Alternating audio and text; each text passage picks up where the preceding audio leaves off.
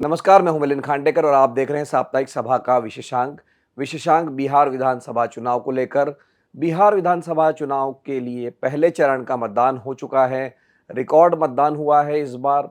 और इस चुनाव में क्या होने जा रहा है, इस बारे में बातचीत करने के लिए मेरे साथ जुड़ रहे हैं अमर उजाला अखबार के कंसल्टिंग एडिटर विनोद अग्निहोत्री जी। विनोद जी, बहुत बहुत स्वागत है आपका। नमस्कार मिलिंद जी। तो विनोद जी, पिछली बार जब आपसे बात हुई थी तब तो मतदान बहुत दूर था। अब मतदान हो चुका है पहले चरण का। दूसरे चरण का मतलब आधा चुनाव अब खत्म हो चुका है एक तरह से बिहार का। तो आप कहाँ देखते हैं अब चुनाव को? जो आपका आकलन पहले था कि भाई महागठबंधन ने अपना घर ठीक कर लिया है और मुकाबला अब कांटे का होने जा रहा है, तो अब भी आप इस बात पे कायम हैं या कोई आगे हुआ है, कोई पीछे हुआ है?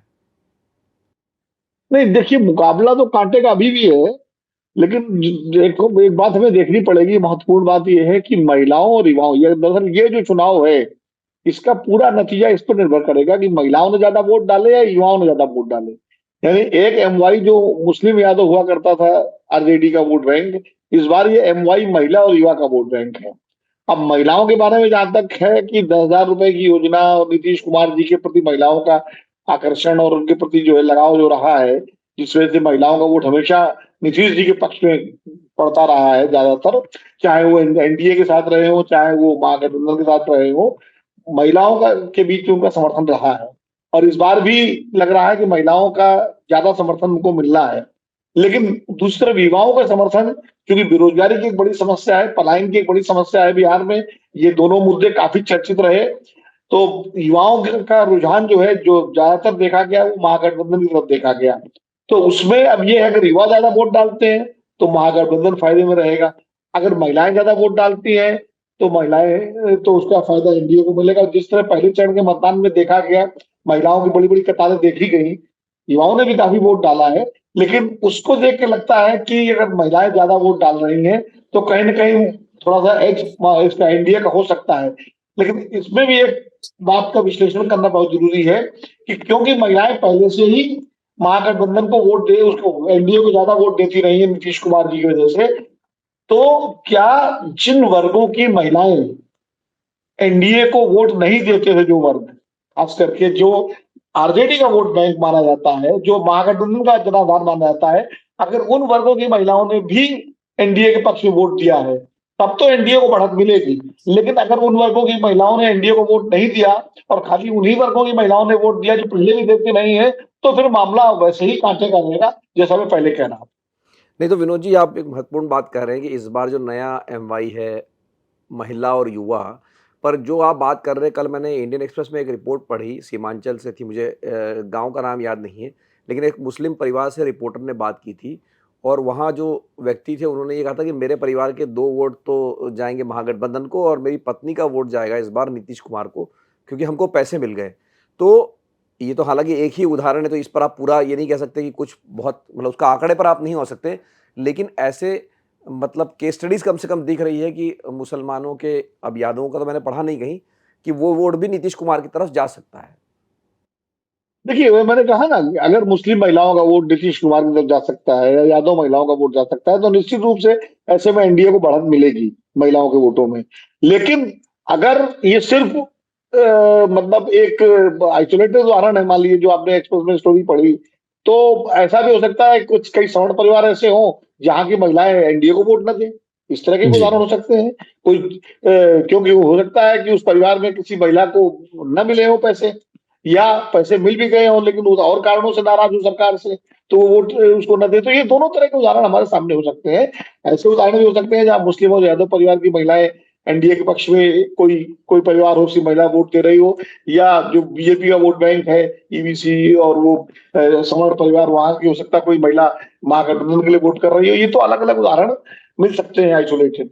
लेकिन एक बात यह है कि क्या उन वर्गों में ज्यादा सेंधमारी करने में कामयाब हुआ है एनडीए महिलाओं में, जो बीजेपी का वोट बैंक नहीं है, या महागठबंधन अपने अति पिछड़े एजेंडे से उन वर्गों में घुसपैठ बनाने में कामयाब रहा है जो बीजेपी का वोट बैंक है या नीतीश कुमार का वोट बैंक है, एनडीए का वोट बैंक है। तो दोनों ने किस तरह कोशिश की, जैसे मैं आपको एग्जाम्पल दूं, एक हमारे मित्र हैं, उनका एक सर्वेक्षण था।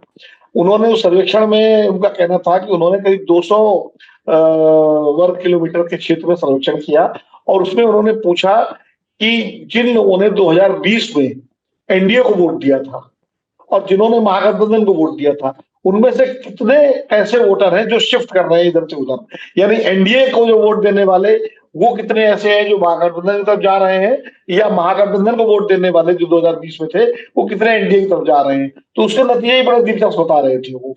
तो ये अब वो नतीजों के हिसाब से उनका कहना था कि 10 में से 4 लोग उनको ऐसे मिले जो एनडीए से महागठबंधन को वोट देने की बात कर रहे थे इस बार, और महागठबंधन से 10 में से 2 लोग ऐसे मिले जो एनडीए को वोट देने की बात कर रहे थे। तो इस तरह के जो है जो सर्वेक्षण है वो भी कुछ इशारा करते हैं, यानी अगर वोटों का शिफ्ट हो रहा है इधर से उधर से इधर, तो वो वोटों का शिफ्ट किधर ज्यादा हो रहा है उस पर ही नतीजा तय होगा, उस पर भी दिलचस्पी के साथ हम देखेंगे क्या हो रहा है। और जो पहले चरण का मतदान हुआ है मिलिंद, ये बहुत महत्वपूर्ण मतदान है। 121 सीटों पर ये मतदान हुआ है, उसमें बहुत सारे मंत्रियों की प्रतिष्ठा दांव पर लगी हुई है।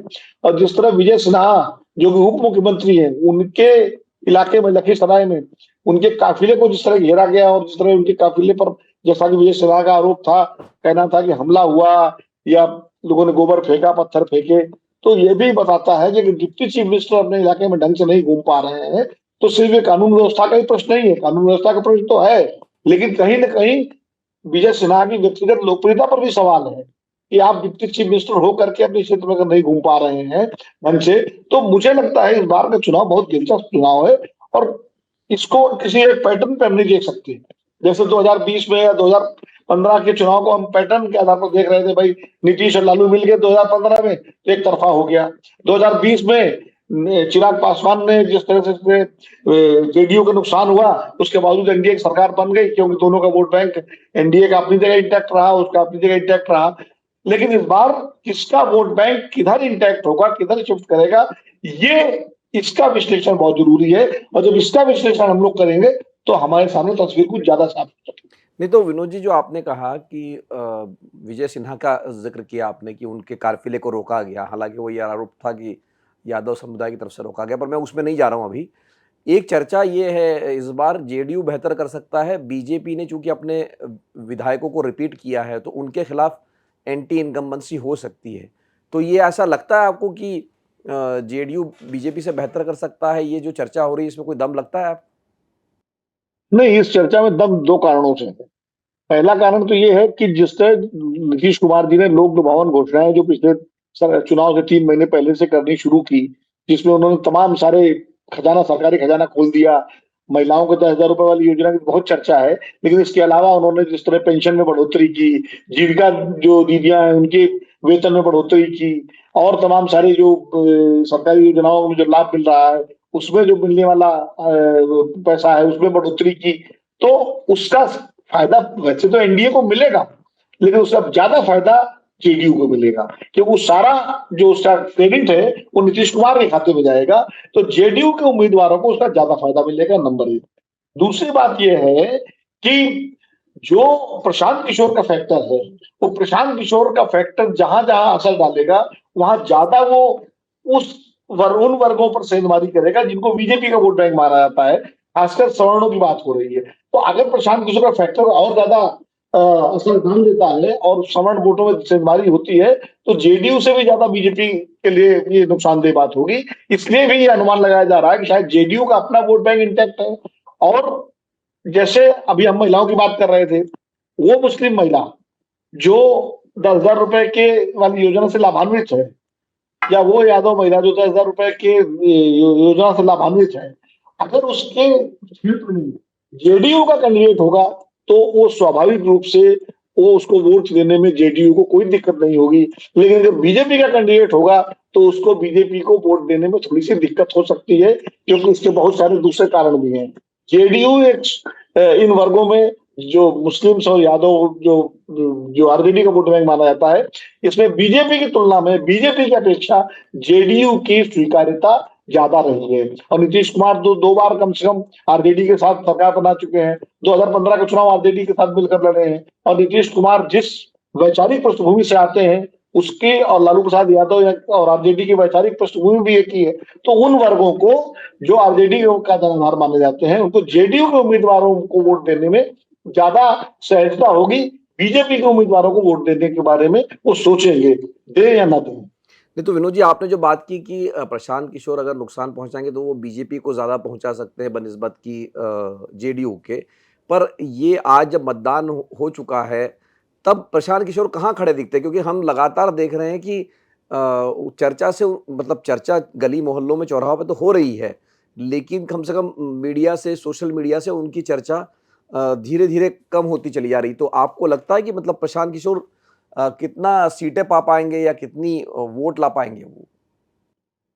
देखिए मयूर जी, प्रशांत किशोर सीटें कितनी लाते हैं इस पर तो मैं ज्यादा नहीं बता सकता, लेकिन वो अगर 5%, 6%, 7%, 8% जो भी वोट लाएंगे, या ज्यादा भी हो सकता है, कम भी हो सकता है, लेकिन वो जो वोट लाएंगे उस वोटों में किसका नुकसान करेंगे वो महत्वपूर्ण है। और ये चीजें प्रभावित करती हैं जहां मार्जिनल सीटों पर हार जीत, मार्जिनल वोटों से जहां हार जीत होती है। और प्रथम चरण की अगर बात करें तो प्रथम चरण में जो हार जीत हुई थी, मतलब 500 वोटों से लेकर के, उससे कम वोटों से लेकर के 3000 वोटों तक के अंतर से, उसमें ज्यादातर सीटें एनडीए ने जीती थी। ज्यादातर सीटें जी। महागठबंधन ने भी जीती थी, लेकिन ज्यादातर सीटें एनडीए ने जीती थी। और अगर प्रशांत किशोर उन सीटों पर प्रभावशाली हो जाते, और मान लीजिए जो 3000 या 1500 या 2000 या 1500 या 500 या 600 वोटों से वहां बीजेपी जीती है, या एनडीए कैंडिडेट जीता है, और वहां प्रशांत किशोर उससे ज्यादा वोट काट लेते हैं एनडीए का, तो परिणाम में फर्क पड़ेगा। तो प्रशांत किशोर का जो वोट उनको जो मिला पहले चरण में, जो मिला है या आगे जो मिली है, वो कितना मिलेगा और कितना वो एनडीए का या जेडीयू का या महागठबंधन का काट पाएंगे, महागठबंधन के काटने कटने की उम्मीद बहुत कम है मुझे लगता है। ज्यादा वोट जो काटेंगे प्रशांत किशोर, वो एनडीए का ही काटेंगे, ये ऐसा मेरा मानना है। क्योंकि जो vote bank, solid vote bank जो महागठबंधन का है, जिसको मुस्लिम यादव कहा जाता है, वो लगभग इंटैक्ट है महागठबंधन के साथ। उसमें प्रशांत किशोर बहुत ज्यादा सेंधमारी नहीं कर सके हैं। लेकिन एनडीए का जो वोट बैंक है, और खासकर बीजेपी का जो वोट बैंक है, जो सवर्ण वोट बैंक है, शहरी वोट बैंक है, शहरी युवा है, मध्यम वर्ग के लोग हैं, पढ़े लिखे लोग हैं, जो किन्हीं कारणों से बीजेपी या एनडीए सरकार के परफॉर्मेंस से बहुत खुश नहीं है और आरजेडी को वोट नहीं देना चाहते, उनके लिए प्रशांत किशोर एक विकल्प बनकर सामने आए। और अगर उसमें से एक ठीक ठाक संख्या में लोगों ने प्रशांत किशोर के लिए, जनसुराज के लिए वोट कर दिया, तो उसका नुकसान आरजेडी को, आरजेडी नहीं, महा इसको, एनडीए को और बीजेपी को हो सकता है। तो इसलिए मैं कह रहा हूं जो मार्जिनल सीटें हैं उनको देखना पड़ेगा, और मार्जिनल सीटों पर ही ये जो इस तरह के दल होते हैं जो वोट काटते हैं, वो हमेशा मार्जिनल अंतर वाली सीटों को ही प्रभावित करते हैं। जहां कोई उम्मीदवार 20,000 वोट से जीत रहा है, 25,000 से जीत रहा है, वहां अगर 2,000, 3,000, 4,000 वोट काट भी लिए तो उसकी लीड तो कम हो सकती है, लेकिन नतीजा नहीं बदलेगा। लेकिन जहां 500, 1000, 1,500, 2,000, 600, 700, 150, 200, इन इतने अंतर से मामूली से हार जीत होती है, वहां इस तरह का वोट कटना वो नुकसानदेह हो जाता है, वो परिणाम को बदल देता है। नहीं तो सबसे आखिर में जो आपने कहा कि एम वाई समीकरण जो दूसरा मतलब जो आरजेडी का है, मुस्लिम और यादव, वो आपने कहा इंटैक्ट है। तो उन्होंने इस बार जोड़ने की कोशिश भी की है मल्लाह वोट वीआईपी से।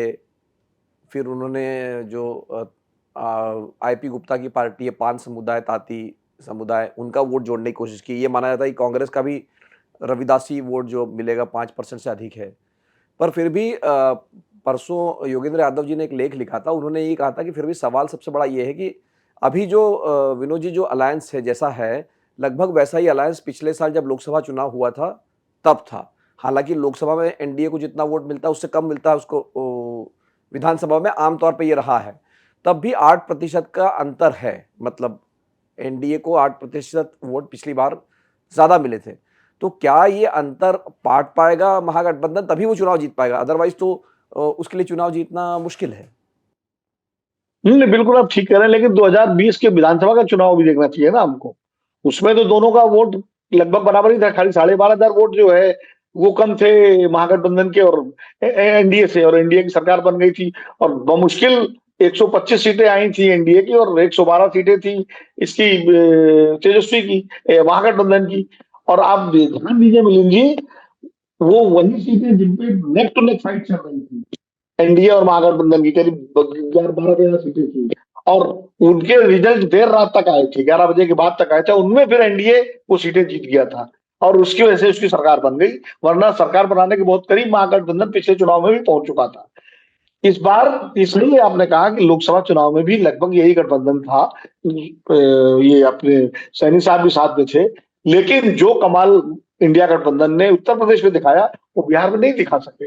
ये सही है कि 2019 की तुलना में उनकी सीटें बिहार में भी बढ़ी, 4 सीट से बढ़ के 8 सीट पर तक आ गए, लेकिन एनडीए का ही नहीं बाजी मारी उसमें। लेकिन एक फर्क है लोकसभा चुनाव और विधानसभा चुनाव में। लोकसभा चुनाव पूरा राष्ट्रीय मुद्दों पर लड़ा गया, विधानसभा चुनाव बिहार का इस बार जो हो रहा है वो पूरी तरह से बिहार के मुद्दों पर हो रहा है, स्थानीय मुद्दों पर हो रहा है, क्षेत्रीय मुद्दों पर हो रहा है। कोई राष्ट्रीय विमर्श नहीं चल रहा। पहली बार गिरिराज सिंह ने बुरके की और पाकिस्तान की बात की पूरे चुनाव में। वरना 2015 का तो मुझे याद है कि अमित शाह जी से लेकर के गिरिराज सिंह सभी नेता एक ही भाषण देते थे हर जगह कि अगर बिहार में महागठबंधन जीता तो पाकिस्तान में पटाखे फूटेंगे। इस बार अभी आपने कहीं पाकिस्तान का नाम सुना? यहां तक कि जिस बिहार की धरती से प्रधानमंत्री श्री नरेंद्र मोदी जी ने ऑपरेशन सिंदूर से पहले चेतावनी दी थी और कहा था हम पाताल तक में खोज करके लाएंगे आतंकवादियों को, पहलगाम के हत्यारों को, और हम उनको छोड़ेंगे नहीं। उसी बिहार के चुनाव में प्रथम चरण के प्रचार तक तो हमें कहीं ऑपरेशन सिंधु का जिक्र नहीं सुनाई पड़ा, न हिंदुत्व का जिक्र था, न संविधान बचाने की बात थी जो राष्ट्रीय मुद्दा लोकसभा में इंडिया गठबंधन ने उठाया था। इस पूरे चुनाव में मुद्दे क्या थे? बेरोजगारी, पलायन, 10,000 रुपए महिलाओं को खाते में, नीतीश कुमार के कार्यकाल का विकास, लालू राज का जंगल राज, या जो है नौजवानों को रोजगार नहीं है। तो दोनों तरफ से एक बिहार के मुद्दों पर ही आरोप प्रत्यारोप हुए, बिहार के मुद्दों पर ही पूरा चुनाव प्रचार केंद्रित है अभी तक। तो मुझे लगता है जब क्षेत्रीय मुद्दों पर चुनाव प्रचार केंद्रित हो जाता है तो क्षेत्रीय ताकतें जो है वो ज्यादा बेहतर काम करती है। हालांकि जनता दल यू भी क्षेत्रीय है, आरजेडी भी क्षेत्रीय है, लेकिन कांग्रेस और भारतीय जनता पार्टी दोनों राष्ट्रीय पार्टियां हैं। मुझे लगता है कि क्योंकि कुछ दो मुद्दों पर नीतीश सरकार जो है सवालों के घेरे में, वो है बेरोजगारी और पलायन के मुद्दे पर। कानून व्यवस्था के बारे में हाल ये है कि जंगल राज की याद भले दिलाई जाती हो, लेकिन 20 साल पुराना जंगल राज लोगों को कम याद है। लोगों को याद अब जो अपराध हो रहे हैं, मोकामा जैसी घटना हो रही है, वो भी तो लोगों के जेहन में है। तो सारा चुनाव इसी मुद्दे पर, बिहार के विकास पर, बिहार की समस्याओं पर, नौजवानों के रोजगार पर, महिलाओं के सशक्तिकरण पर, इस पर केंद्रित है, ना कि किसी राष्ट्रीय मुद्दे पर। और इसलिए मुझे लगता है ये चुनाव बिल्कुल कांटे का चुनाव है, और इसमें जो अपना वोट, अपना समर्थक वोट ज्यादा डलवा ले जाएगा, पहले चरण में जिसने ज्यादा डलवाया और दूसरे चरण में जो ज्यादा डलवा ले जाएगा, जीत उसके कदम चूमेगी। बहुत बहुत धन्यवाद विनोद जी। तो हमारे साथ जुड़े थे विनोद अग्निहोत्री जी, अमर उजाला के कंसल्टिंग एडिटर। उन्होंने हमें समझाया कि जो पहले चरण का चुनाव हुआ है उसमें अगर महिलाओं का टर्नआउट ज़्यादा होता है तो ये एनडीए को फ़ायदे का होगा, और युवाओं का अगर टर्नआउट ज़्यादा होता है तो वो विपक्ष यानी इंडिया गठबंधन के पक्ष में जा सकता है। इसमें प्रशांत किशोर की भी भूमिका रहेगी कि वो कितना वोट खींच पाते हैं, क्योंकि कहीं न कहीं उनका वोट एनडीए को नुकसान पहुंचा सकता है, ऐसी आशंका व्यक्त की जा रही है। बहरहाल, साप्ताहिक सभा का ये विशेषांक देखने के लिए आपका बहुत बहुत धन्यवाद। नमस्कार।